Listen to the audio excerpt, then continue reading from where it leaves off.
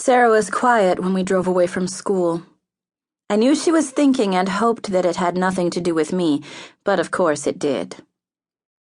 There's a way around it, you know. I sighed, afraid to encourage this train of thought.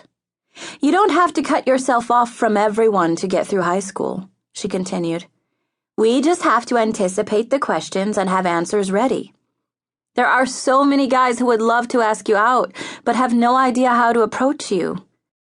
We can figure this out. Sarah, you're not making any sense.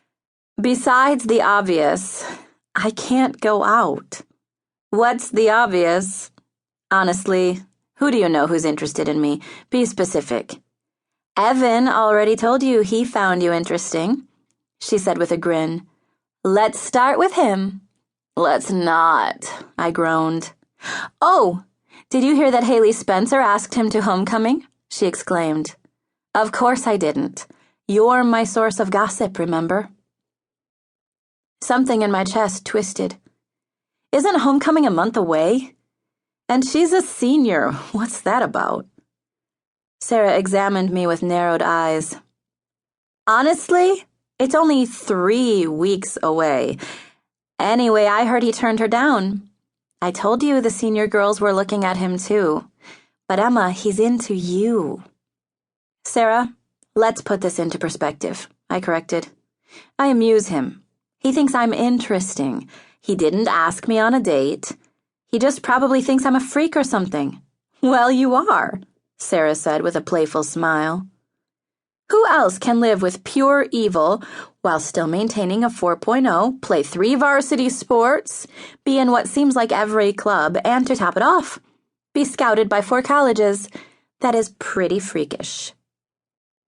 Before I could respond, she continued, Okay, let's just say we don't know his motives. He already knows you're a private person. It sounds like you made that perfectly clear.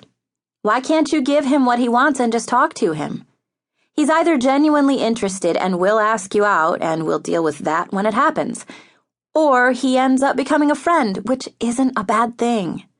You have nothing to lose. Come on. The worst thing that could happen is he moves on and everything's back to the way it was before he moved here. She was so compelling. Besides, I thought, talking to him could get him to leave me alone, especially once he realized there's not much to know, which would be the best thing that could happen, not the worst. Fine, I'll talk to him.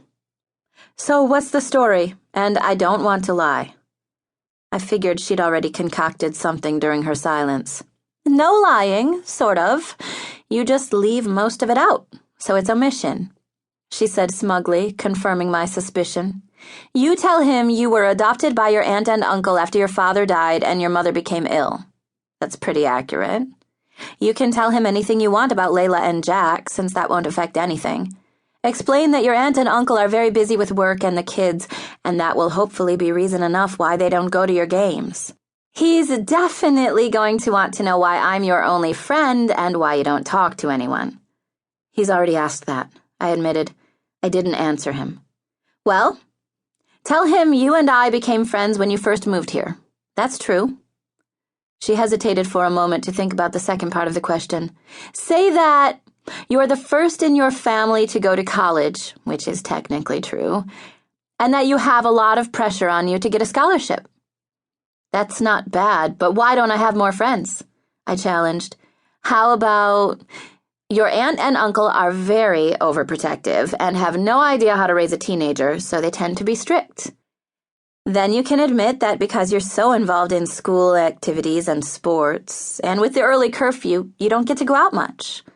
That should work. Besides, that'll be like one conversation, and then you can talk about anything else. Almost all truthfully. You know, music, sports, college. You may have a hard time with pop culture, but I can bring you magazines so you can catch up during the rides to school if you want. I laughed. Why is this so important to you? I don't know. She paused, considering the answer.